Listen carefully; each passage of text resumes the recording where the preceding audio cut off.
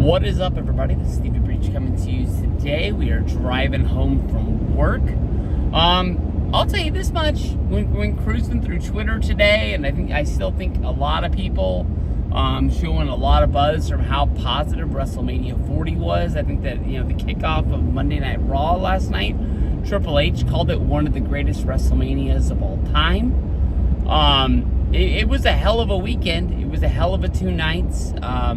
I'll tell you this much: I wish that we didn't have softball practice yesterday, because of the fact that I wish I could have watched Monday Night Raw if I would have made it through all 3 hours. I'm not 100% sure, but people are out there talking. People are talking big time. We don't even have an announcement on where WrestleMania 41 is going to be. Why WWE doesn't want to make that announcement, not really 100% sure. It makes me think that maybe somebody out there is trying to make a case to have WrestleMania 41. Why they want to have 41 and maybe not make a case to have WrestleMania 42 and have more time to get ready. We saw at a Minneapolis, Minnesota city meeting, they were sort of going over their budget and the big things that have been happening in that city. They said that they were looking forward to making a major announcement that they cannot make at this present time. I can't really remember a WrestleMania announcement that didn't take place between Elimination Chamber and WrestleMania. I know that sometimes they've made them WrestleMania weekend. I know that sometimes they have a press conference the day after the Elimination Chamber. They had that big one at the Super Bowl in Las Vegas. I was fully prepared for them to announce it. I think that honestly, when they had SummerSlam there, it went off really, really well. The Super Bowl happening in Las Vegas. Maybe Las Vegas took away a little bit of the limelight. There wasn't a lot of talk about the Super Bowl this year, maybe because there was just so much going on in that city. But none of the players really got in trouble at all. I think that not even the people that were there for the Super Bowl got in any trouble. It seems like Las Vegas has lost the mystique that it had 10, 20 years ago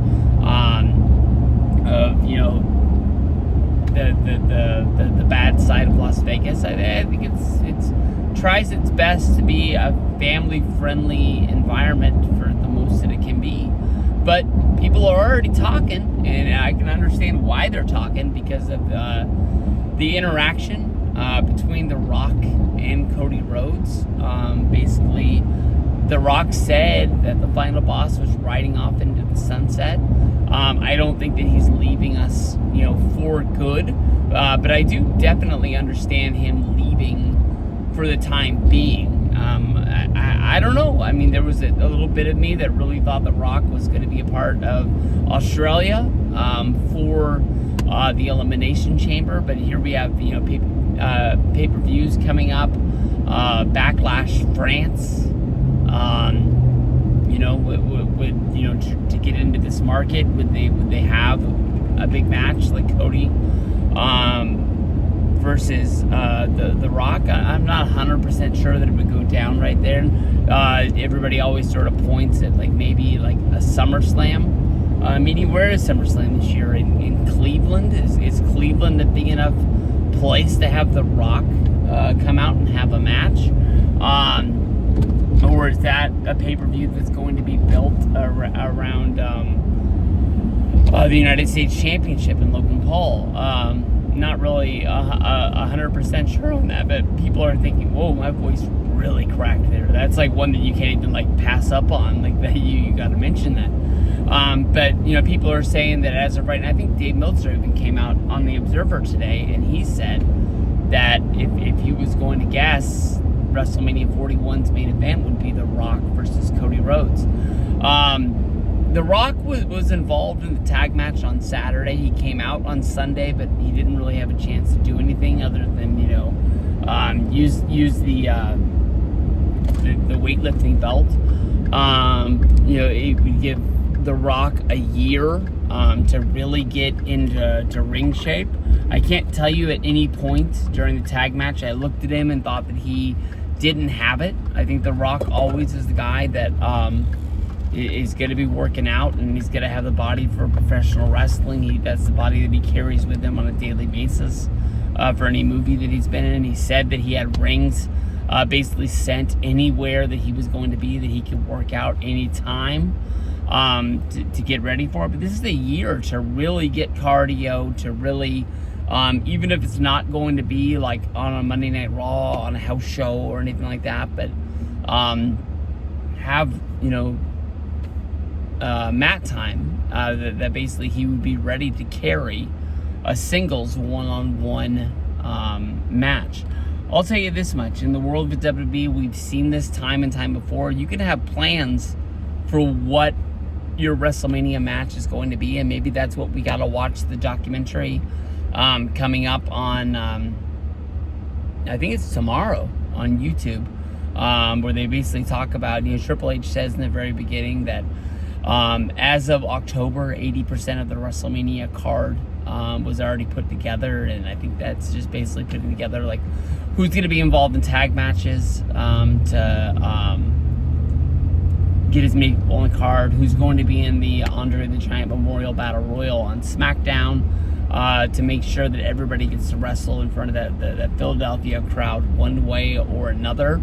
But I'm not 100% sure the way the story is going to go. If the story is basically we're going to do Cody versus Roman, but with The Rock coming back into the fold, with him joining the board, did they say, oh, well, we have access to The Rock, why not use him in the match?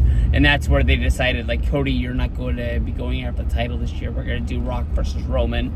And that's where the We Want Cody thing broke out. But we've had people that went to Monday Night Raw basically say that WWE was passing out the We Want Cody signs. Were they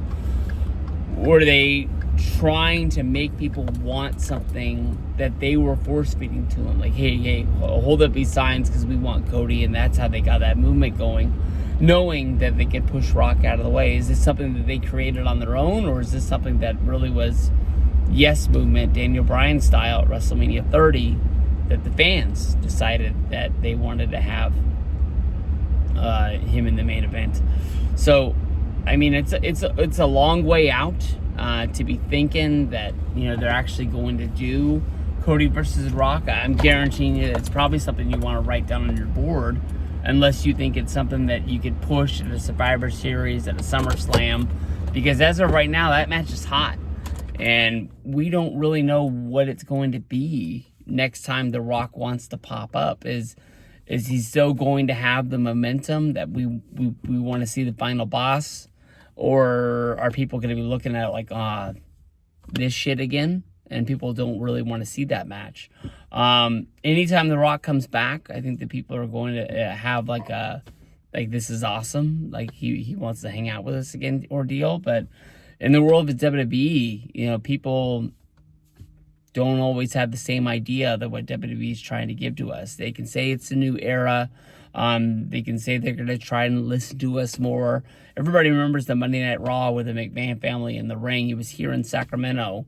It was the Raw before Christmas, I want to say 2018.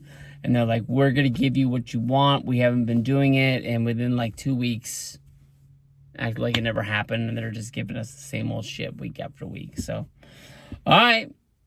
Peace out. We'll have to see where WrestleMania 41 is going to be and if we're going to get Cody versus Rock there.